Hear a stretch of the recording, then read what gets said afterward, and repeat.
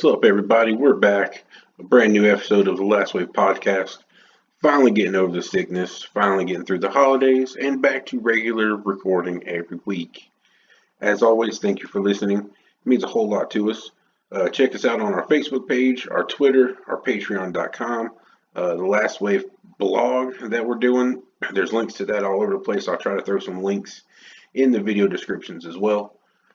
But you can pretty much find us in all kinds of places. We're blowing up. We've even started a local paranormal group in the area that we're based in to do actual investigations. So maybe that's some stuff we can throw on the podcast at a later date. Some evidence, some EVPs, some video footage, that kind of stuff. I think that'd be really fun. But for today, we're going to jump right into this episode. And today we're going to go over what I call, and most people call, the pale beings. And these beings that I've seen alleged photos of or read random accounts of over the years, they seem very spooky and very scary. They defy any real name, classification, or group. And they have to be put in their own area and are known by many different names around the world. Some people think they're what's called a rake, the pale beings, pale ones, creepers, white crawlers, etc. You've pretty much seen them kind of blow up recently on the internet. Most everyone's seen the night vision camera picture of this skeletal humanoid figure that's very, very white, and it's nighttime in the photo. It's very scary looking. Obviously, just one of those random cryptids that has kind of gained popularity over the last few years. But it seems reports of these entities have increased, again, since probably 2010 onward, possibly thanks to the further ability to communicate or record accounts of these beings. I think you see a lot in today's world with many things, not just, UFOs and cryptids. Like, it's not that we're having, I guess an example is, it's not that we're having more earthquakes in the world, but we're able to know about them a few minutes after one happens from anywhere in the world. A lot of people are so caught up in the fact that, we're in the end times with all the earthquakes and the volcanoes and what have you, which may be true, but a lot of it is just the fact that we can hear about this stuff happening, in 15 seconds in a Google search. So I think that's why we're seeing the rise in reports of these creatures is anyone can report them, anyone can make up a story, etc. But these entities are often described, obviously, as pale or white, maybe a dull grayish color, very skeletal type humanoid being. Imagine a completely white, albino human that's just bones and skin. Usually reported with elongated arms and fingers as well. They're very spooky. Like I say, if you haven't seen any of the images, I'll try to get some up on the Facebook page for sure, because they're definitely not fun to look at. But this is another one of those cryptids you can find reports of ranging from a few years, or from multiple years. Just browsing the internet and Twitter, I found some completely different regions of the U.S. You got California, Ohio, Pennsylvania, New York, as well as many time frames from the 90s, earlier, 2010, and even some newer ones. So they are kind of all over the place. The reports do not really vary much. One actual report that I found says that the creature was nearly 8 feet tall and resembled all the usual characteristics, but it had brown ragged clothing hanging off of it. I guess it's weird that they don't usually have clothing, but for me that would be more strange somehow, that it was, just barely clothed with like just some rags. Let's see. And a lot of these reports come from Reddit, so you got to take them with a grain of salt. But at the same time, it's just another way of humans communicating these days. But this report from Reddit, Reddit user Buckeye Brute, who relates an experience his grandfather had at his rural home in a coal mining town in southeastern Ohio. The grandfather began to get visitations at night from a very otherworldly, tall, pale being that seemed to just loiter around his property. The commenter says of his grandfather and his brush with this being, after so many times seeing the creature, he reports that his grandfather would not go outside without a gun and would not let his dogs out alone. So this, you just have them, and some of these reports and some other, more minor sightings I found is just these beings are just around. They're not attacking us. They're not trying to scare us. They're just lingering around. But another Reddit report stated that during a trek off with some friends in Canada from 2010, the person states that they were walking through the British Columbia forest one night, and through some trees, they could see a 7 to 8 foot tall, pure white, soft looking is the word that they use. So I imagine the skin, did not appear scaly. Soft looking figure, and it was between the trees, moving around softly, swaying left to right and back and forth, slowly standing, literally touching the forest floor as it swayed. It stood in the exact same place the whole time, and we saw it making absolutely no sound, and there was no wind that could have moved a stationary object. They also mentioned eventually feeling mesmerized by this swaying creature. They had no idea what it was, and it just stood there swaying softly in the night. The user also reports a feeling that seems to follow reports of these beings. They stated, as I was in a slight daze watching it sway, I started to feel an ominous energy set in and felt impending doom, like that sinking feeling in your chest, like when you're going to die or in a life-threatening situation. And I had shivers going throughout my body. So this and that's the report. But this type of feeling is something you actually hear often in reports of cryptids. You hear it a lot in dogmen and werewolf encounters. This feeling, and I don't know if it's a evolutionary trait from human beings from when we were still evolving. When a predator is around or something that means us harm, we just kind of feel it like a sixth sense, if you will. But it could also be what's called infrasound, which is a sound wave that is low enough to where we can't hear it, but it still affects our body in this type of way. And that is something scientific that is known. It happens certain places like caves. Certain machines can make the sound, and it affects the human body in a certain way. So some researchers of cryptids think that certain animals, cryptids, if you will, can make or mimic these types of like low guttural noises, or can emit these sounds or these signals to make us feel that way. No one knows why. It's just a theory, but it's a pretty crazy and cool theory. A final note, of course, for this: the reporter left the woods very quickly, but they did not say that they've. But they did say they followed up with a First Nations tribe in the area. They called the entity Sisiutul. It was a spirit that they did not talk about with outsiders. Enough said. Continuing on with the Reddit accounts, which is I didn't know was going to be such a big source of accounts for that, for cryptids, which again, could be people making up stories, but, gotta give them where you can. But it mentions the same feeling that the previous commenter had, stating that it was facing toward a telephone pole off to the right of their car. The pole was just in front of a garage or small barn structure.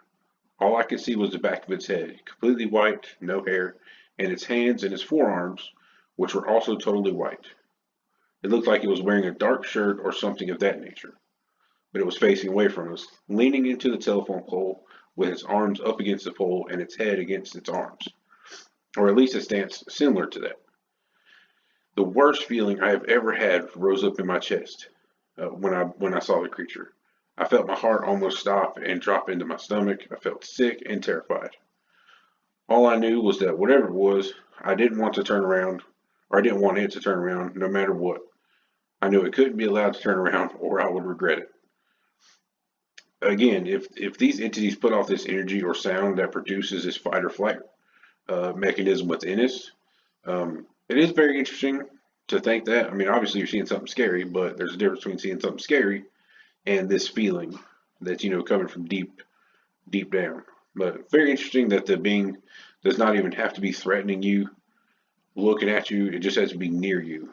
Um, it just takes even just you seeing it or knowing somehow that it's around. So it could be us drawing it in, or it's just something that happens. That's one thing I'm gonna go ahead and tell you I don't discuss is how these creatures show up, because there's nothing I can find. They're just around. It could be one of those Bigfoot-esque arguments to where it's multidimensional beings. There's all kinds of stuff. They could be demonic, but again, there's very rare accounts of them actually attacking people.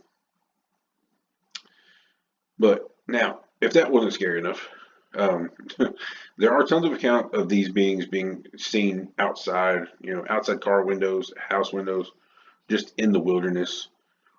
But what is even worse are the reports from the beings getting into your home and being way too damn close. A report from the website Ranker comes from a woman in Texas who says she was just taking a nap when, as I opened my eyes, I saw for only a second the image of some white humanoid creature kneeling on its haunches looking at me.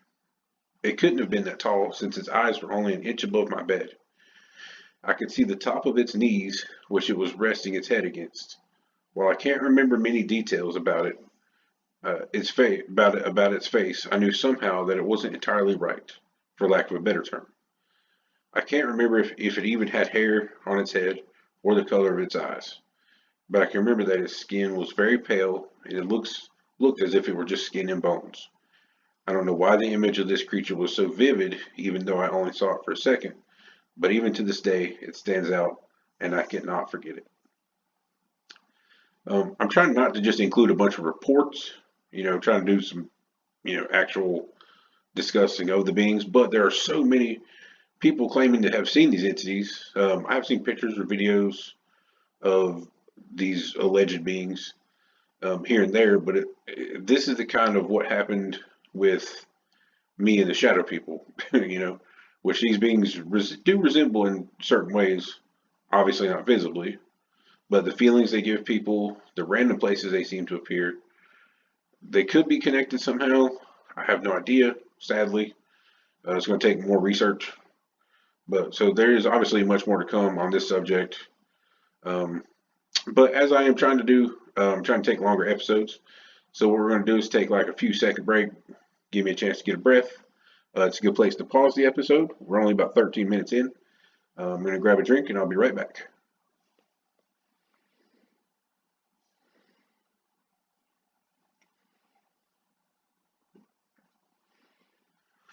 All right, and we're back. So sadly, my editing software is not letting me add commercial breaks or whatever at this moment. I mean, this is just it's a real mom and pop setup. I don't have a studio or anything like that as of yet, so we're getting there. But I do want to do longer episodes, so again, still on that search for co-hosts. I have a couple people that are interested in doing episodes here and there, but I would really like to get a more, I would say full time, but it's not really full time.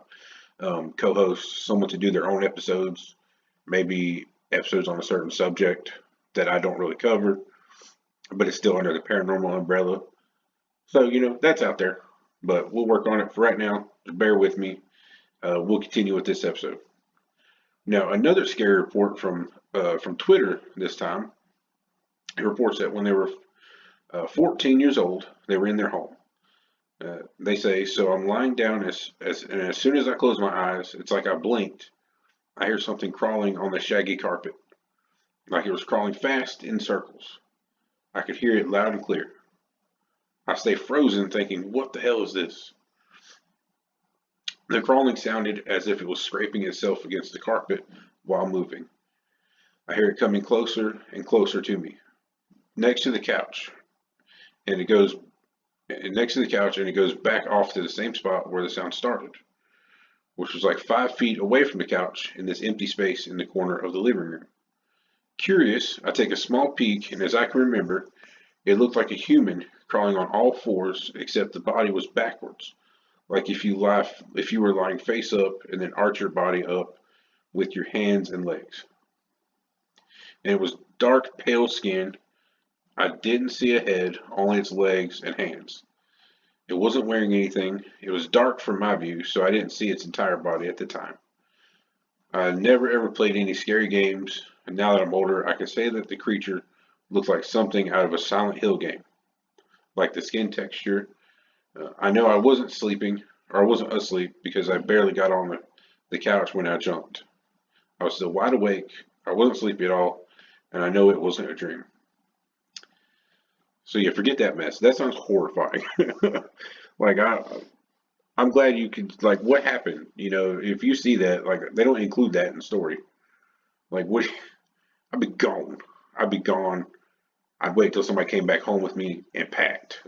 Like I know you're 14, but go stay with grandma or something. Forget that mess. But these beings certainly seem scary. Either you see them, if you see them near you or far away. The reports vary a little, but all contain the same general motif. Now, here we are in the internet age of stories and malarkey of that kind. Some of these stories could be faked or hoaxed for sure. I mean, Reddit isn't usually the most scientific source of info, but still, these reports do exist. And over the last few years, there have been some photographic evidence, as I mentioned before, of these beings that have surfaced. And again, I'll try to get some of those pictures and videos up on the Facebook page. The true origins of this creature are blurred, to be sure. Most people believe it originated from creepypasta posts, which are mainly just scary stories told in order to just do that, just to scare people. They're made up and written sometimes by really talented writers, which is why they stick around in the minds of impressionable youth and people long after their stories have been written. And one of these, very famously, is Slenderman. No one is more than likely a creepypasta, but people still argue about it today, and everyone knows about Slenderman. There's even been movies of it. People almost died because of Slenderman. I mean, it's very famous. The true origin of this creature blurred. Da, da, da. But anyway, so yeah, a lot of people believe it came from creepypasta, and that the word rake was also made up on there. But I'm just not really sure. I mean, these beings are too real. They seem to match other cryptid descriptions. They appear out of nowhere, just like the shadow beings, which are extremely real, I would say. But anyway, the image that these beings harken up do follow the lines of creatures spotted throughout history. Again, as one person reported, there are Native American legends regarding shapeshifters and entities that do resemble these creatures. Mainly, what comes to mind is the form of a wendigo, a haunting creature, usually tall, gaunt, and horrifying. Not a good omen. Which I do have an episode on the wendigo. No, I don't have an episode on the wendigo. I have a blog post. So there's a post on the blog regarding the wendigo. Really, really scary creature, and one I would not want to see. Now they match some description of the wendigo, but not all. So it could be a similar creature, a similar Native American first Americans tribes people in their folklore, in their legends. It could be a very similar creature. So I think when we look into stories such as the Pale Beings, Slenderman, and other quote what I would call modern mythological beings, because at the base of it, that is really what it is. It's modern mythology, and it'll go on for hundreds of years. They'll probably talk about it long after we're all gone. They'll find stories of the Slenderman, and they'll think it was some kind of ancient unicorn, just like we do with dinosaurs and Minotaur. Well, dinosaurs are real, but you get what I'm saying with Minotaur and Cyclops and all that good stuff. Now, to others have no idea whether these beings are real or not, whether these stories are true or not. So I, for one, hope that these beings are not just modern mythology, and I hope they're not real, honestly. But one just has to wonder with scared skepticism if the stories have a basis in reality. And they very well could, like I said, with legends, folklore, they all have a basis in some type of reality. Even, like I mentioned before, a unicorn. The scientific basis for that was Triceratops skeletons. So they all have, even if it's a mistaken basis, it's still a basis in reality. So hopefully none of us listening or myself will ever have to see one of these beings, but who knows? Anyway, that's all we have for this one today. Hope everyone enjoyed it. I certainly enjoy researching some of this stuff, but these are one of those cryptids that are pretty scary. This isn't fun Bigfoot time. These are haunting your house and crawling on all fours with bodies bent backwards and whatnot. That's not fun. That's not fun stuff at all. But anyway, of course, as always, thanks for listening.